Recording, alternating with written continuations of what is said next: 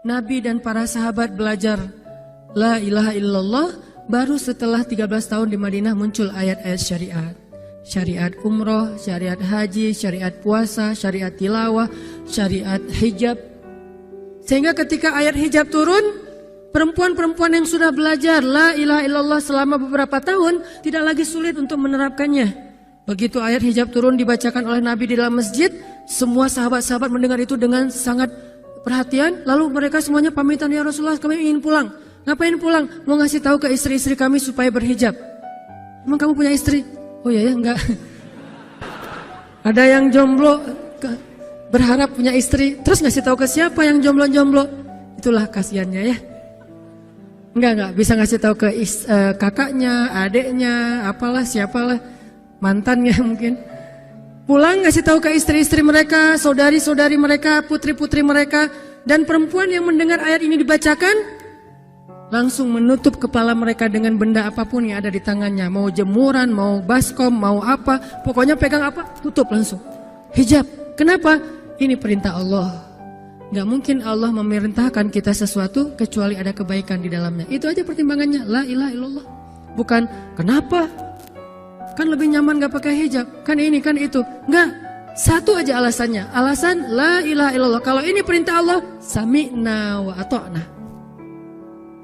Itu dampak dari la ilaha illallah. Dikasih perintah sesulit apapun, termasuk Zainab dengan Zaid bin Harisah. Pernah kan baca kisah Zainab di surah Al-Ahzab? Mungkin kapan-kapan kita bahas itu. Efek dari la ilaha illallah. Tiba-tiba Nabi datang kepada Zainab. Sebetulnya Zainab ini ada hati kepada Nabi Muhammad. Siapa sih yang gak punya hati untuk Rasulullah ya? Semua cewek juga pasti mengidam-idamkan pengen jadi istri Nabi. Karena otomatis istri Nabi itu adalah dijamin surga. Siapa yang gak pengen jadi istri Nabi? Di surga nanti punya rumah, satu rumah dengan Nabi. Kan keren banget. Kita bisa jadi tetangga Nabi aja di surga udah keren banget. Apalagi serumah dengan Nabi. Semua cewek juga pengen jadi istri Nabi, termasuk Zainab. Dan itu hal yang wajar. Pas Nabi datang ke rumah Zainab, Zainab udah kegeeran. Nabi bilang kepada keluarga Zainab, saya ingin melamar Zainab. Zainab udah bahagia. Untuk Zaid, untuk Zaid, bukan untuk Rasulullah. Zaid? Siapa Zaid? Anak angkatnya Nabi Muhammad SAW, bekas budak. Mirip-mirip dengan Julaibib. Julaibib itu edisi Madinah, Zaid itu edisi Mekah. Ada dua cowok jomblo yang sama-sama pernah diuji dengan masalah jodoh. Zaid edisi Makkiyah, Julaibib edisi Madaniyah. Dua-duanya jomblo. Dua-duanya orang biasa, gak punya daya tarik. Followersnya gak ada, 0. Bukan selebgram sama sekali. Kata Rasulullah, aku melamar Zainab untuk putraku Zaid bin Harithah, anak angkatnya Nabi. Zainab menjawab apa? Ya Rasulullah, saya gak cinta sama Zaid. Jawaban yang sangat wajar kan? Dan jawaban yang paling sering kita dengar sekarang kan? Maaf ya, aku gak ada perasaan, kita jadi adik kakak aja. Itu kan standar ya? Standar banget lah kayak gitu-gitu. Maaf ya, kita jadi temenan aja. Maaf ya, aku gak ada perasaan apa-apa selama ini. Maaf ya, dan segala macam. Dengan bahasa-bahasa halus tapi nolak intinya. Kenapa gak bilang aja, udah gak usah kesini lagi? Kan jelas ya. Ini dengan bahasa, ya Rasulullah, aku tidak cinta kepada Zaid. Karena cinta juga pertimbangan yang penting. Dan Nabi juga tidak mengizinkan kita menikahkan putri kita dengan seseorang yang putri kita tidak berkenan dengannya. Tetap harus ditanya, ya Rasulullah, saya tidak cinta dengan Zaid. Turun ayat, katakan kepada orang-orang yang beriman, laki-laki dan perempuan, kalau Allah sudah memerintahkan sesuatu, tidak ada kalimat yang keluar dari lisan mereka kecuali sami'na wa ata'na. Nabi bacakan ayat ini kepada Zainab. Zainab mendengar, ya Rasulullah, Allah yang menyuruh ini. Ya kata Rasulullah, sami'na wa ata'na. Kebayang gak tuh? Efek dari apa? La ilaha illallah. Jadi la ilaha illallah itu bukan cuma kalimat zikir, bukan cuma kalimat doktrin ideologi, bukan cuma masalah teologi secara teoritis, bukan. Ini dampaknya kepada akhlak, dampaknya kepada ibadah, dampaknya kepada banyak pilihan hidup dari la ilaha illallah. Orang kalau nggak baik la ilaha illallah pasti susah memilih pilihan-pilihan dalam hidupnya. Kalau tidak baik la ilaha illallah pasti susah untuk berperangai, sabar, memaafkan. Itu semuanya ada hubungannya dengan la ilaha illallah. Sama kayak Abu Bakar, ketika dia sakit hati kepada orang yang memfitnah anaknya, dia cari tahu siapa orang yang pertama menyebar hoax tentang Aisyah. Ketahuan, dilaporin, diperkarakan sama Abu Bakar. Tiba-tiba turun ayat dari Allah, janganlah orang yang memiliki kelebihan harta di antara kalian bersumpah untuk tidak lagi membantu saudaranya gara-gara sakit hati. Hendaklah dia berlapang dada dan memaafkan. Itu perintah Allah, berlapang dada dan memaafkan. Terus konsekuensinya apa? Balasan janji Allah apa? Ala tuhibbuna ayyaghfirallahu lakum?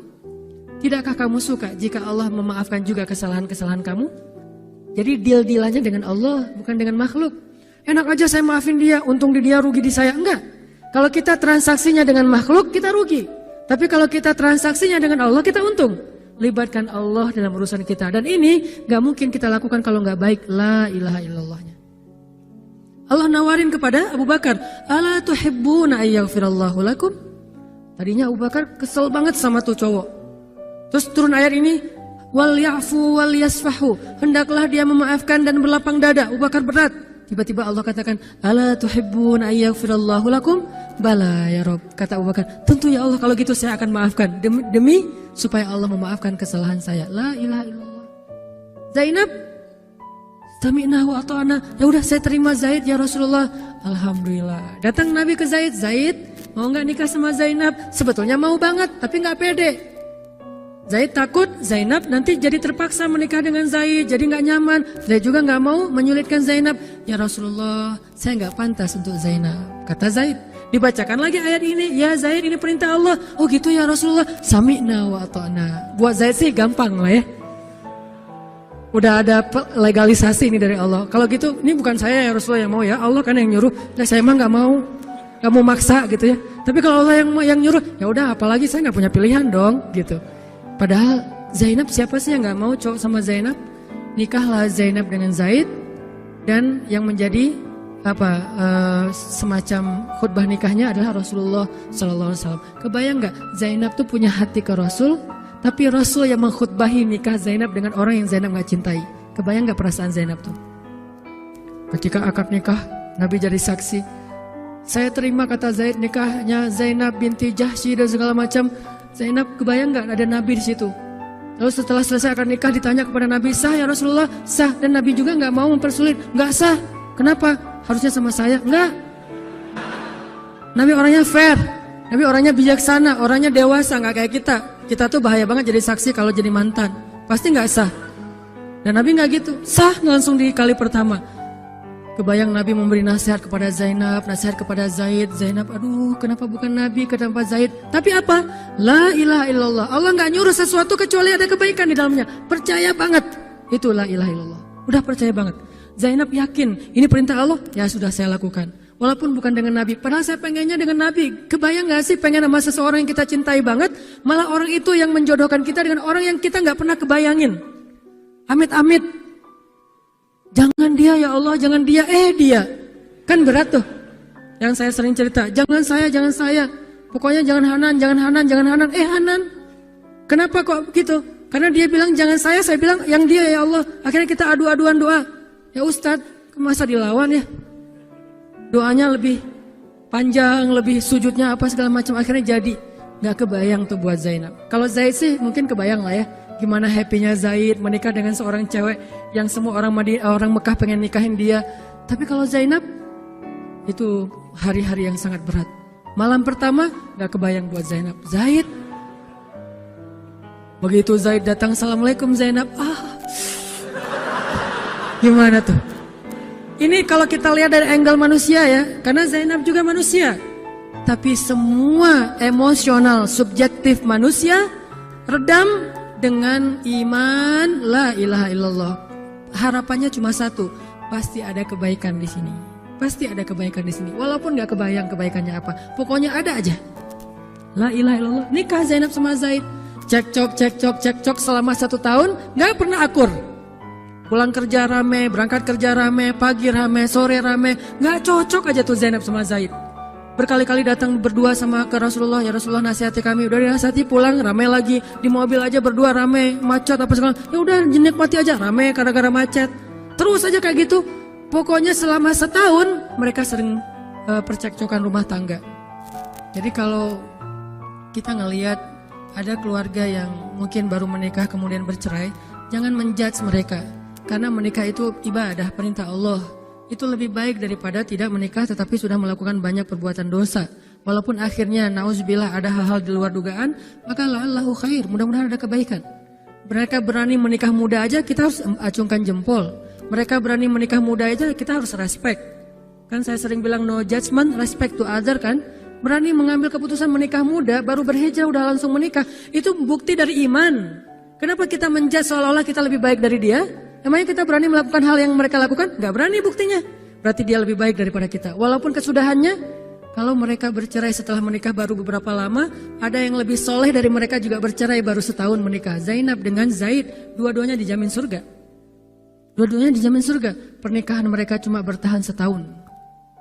Setahun kemudian, Zaid datang kepada Rasulullah. Zaid bilang, ya Rasulullah, kayaknya udah gak bisa dipertahankan hubungan saya dengan Zainab. Zaid, sabar.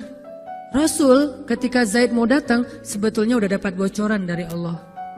Allah udah ngejapri Rasulullah dalam bentuk ilham. Japrian Allah kan ilham ya.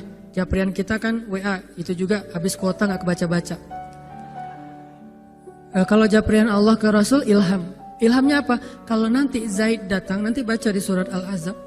Kalau nanti Zaid datang kepadamu meminta nasihat tentang Zainab, bilang kepada Zaid, ceraikan istrimu. Kalau udah diceraikan, nanti kamu nikahi Zainab. Ini perintahnya juga berat buat Nabi nih. Kebayang gak sih anak angkat kesayangan Nabi yang selama ini baik banget sama Nabi, tiba-tiba dia punya masalah dengan istrinya, disuruh cerain dengan niat kalau udah cerai nanti dia yang nikahin. Kan gak kebayang tuh buat Nabi. Ditambah lagi Nabi itu orangnya ra'afah banget, sangat gak enakan. Kita aja gak tega kayak gitu. Emang ada yang tega kayak gitu? Gak tega kan? Zainab mantan kita sih. Sekarang cowok itu datang ke kita, suaminya Zainab. Ustadz, gimana nih Zainab? Perlu saya pertahankan? Emang kalian dari awal udah gak cocok, cerai aja deh. Kenapa? Bentar lagi gue mau nikahin Zainab. Gak kebayang kan? Kok Ustadz ngomong kayak gitu? Dapat ilham. Berat kan? Nabi itu kayak gitu loh, kondisi emosional beliau yang zulzilu, terguncang. Gimana nih caranya? Saya nggak enak banget, nggak tega banget sama Zaid. Kebayang wajah Zaid polos gitu. Ya Rasul gimana nih? Aduh, mau dibilangin ceraikan aja nggak tega. Mau dibilang pertahan tapi Nabi bilang suruh cerai, Allah suruh ceraikan. Akhirnya Nabi memilih emosionalnya, bukan perintah Allah. Wahai Zaid, tahan istrimu, jangan ceraikan. Padahal kata Allah suruh ceraikan. Lihat beratnya Nabi waktu itu. Akhirnya Zaid pulang, gitu ya Rasul. Ya pulanglah Zaid, Nabi gak enak banget sama Allah. Terus akhirnya Zaid sampai ke rumah, namanya Allah yang nyuruh kan gak bisa dirubah ya. Kun fayakun, cerai juga tuh walaupun Nabi bilang sudah bertahan. Allah marah kepada Nabi. Kata Allah, kamu merasa gak enak kepada manusia, tapi kamu merasa enak kepada saya. Diadu oleh Allah tuh coba, emosional. Nabi langsung sujud, ya Allah ampuni saya benar-benar, saya tahu saya gak enak sama Allah, tapi juga saya gak tega sama Zaid. Kebayang gak sih ya Allah wajah Zaid yang polos kayak gitu, disuruh cerain terus saya nikahin istrinya. Gimana perasaan Zaid? Wahai Muhammad, kamu merasa gak enak kepada manusia tapi enak kepada saya Muhammad. Astagfirullah ya Allah, minta ampun Nabi semalaman. Ini benar-benar gak kebayang sama Nabi. Tapi Allah pengertian lah, tahu Allah Nabi itu bukan mau gak taat sama Allah, cuma emang gak tega banget sama Zaid. Akhirnya Allah ngambil keputusan sendiri, Zaid cerai dengan Zainab. Setelah selesai masa iddah Zainab, Allah katakan, Muhammad sekarang datang kepada Zainab, lamar Zainab. Dengan berat hati Nabi, tok pelan gitu, berharap gak dibukain pintu. Langsung udah ditunggu ternyata sama Zainab. Eng gitu, bukain pintu. Pas Nabi datang, Assalamualaikum, Waalaikumsalam gitu. Zainab udah punya firasat. Nabi mengatakan, Zainab, ada perintah dari Allah. Apa ya Rasulullah? Sami'na wa ata'na. Belum juga dikasih tahu. Sami'na. Allah menyuruh saya untuk melamar kamu Zainab. Untuk siapa ya Rasulullah? Curiga kan? Jangan-jangan orang lain lagi nih. Untuk siapa ya Rasulullah? Untuk saya. Masya Allah gitu. Cuman Zainab kan gengsi gitu lah. Masa cewek harus teriak-teriak gitu kan ya? Oh gitu. Padahal masuk ke dalam kamar. Wah gitu ya. Gigit jari apa, gaya-gaya cewek lah ya. Oh gitu, ntar ya saya pikir-pikir dulu sih. Saya istiqoroh dulu, Nabi diistiqorohin. Udah diterima, sami'na wa ata'na. Dan inilah khair, kebaikan yang diharapkan oleh Zainab. Walaupun gak pernah terbayang, gak mungkin dong Zainab berpikir akan cerai setelah setahun kan. Tapi dia hanya yakin Allah tuh gak mungkin nyuruh sesuatu yang gak ada kebaikannya buat kita. Gak mungkin, mustahil. Karena Allah gak pernah zalim kepada hambanya.